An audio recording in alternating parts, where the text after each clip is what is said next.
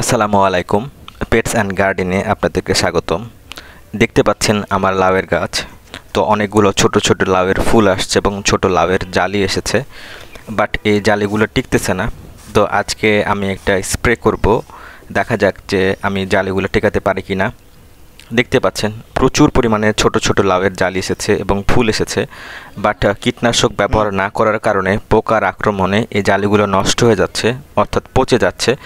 আমি আশানুরূপ ফলাফল পাচ্ছি না। তো আমি আজকে একটা কীটনাশক ব্যবহার করব এবং আপনাদেরকেও দেখাবো যে কিভাবে এই কীটনাশকটি ব্যবহার করতে হয়, যাতে আপনারাও এটি ব্যবহার করতে পারেন এবং উপকৃত হতে পারেন। দেখতে পাচ্ছেন এটা একটা লাউয়ের জালি, অর্থাৎ ছোট লাউ, কিছুটা বড় হয়েছে।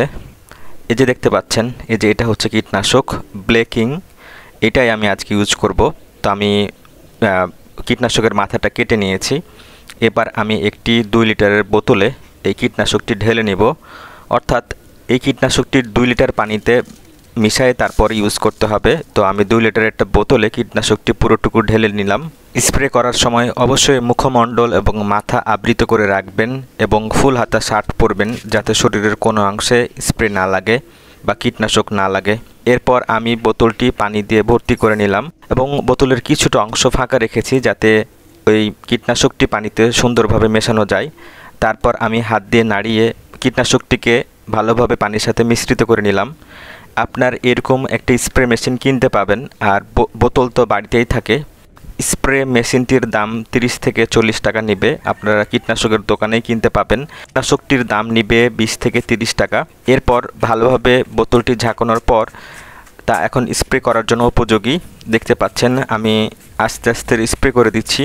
পুরো গাছটাই আপনাকে স্প্রে করে দিতে হবে, যাতে কোনো অংশ ফাঁকা না থাকে।